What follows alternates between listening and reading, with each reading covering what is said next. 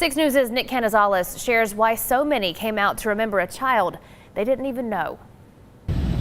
That's right, Leslie. Hundreds gathered at 2 vigils tonight to honor 2-year-old Frankie Gonzalez, a child that majority of people never met, but they knew how important it was to support the family.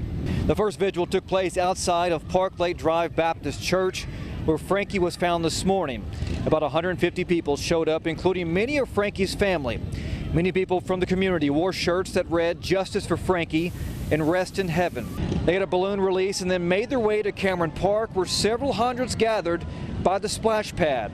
One gentleman I spoke with said he had to be here because he was one of many people who helped search for Frankie all night into the early morning.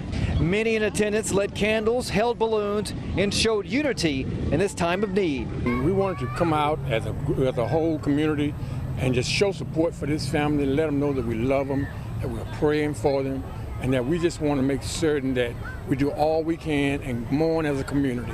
This community is having some great pains right now, and we wanted to mourn together. And this really struck with me. This really hit a nerve with me. So I just had to release my emotions on canvas, and next thing you know, I'm painting something that needed to be seen.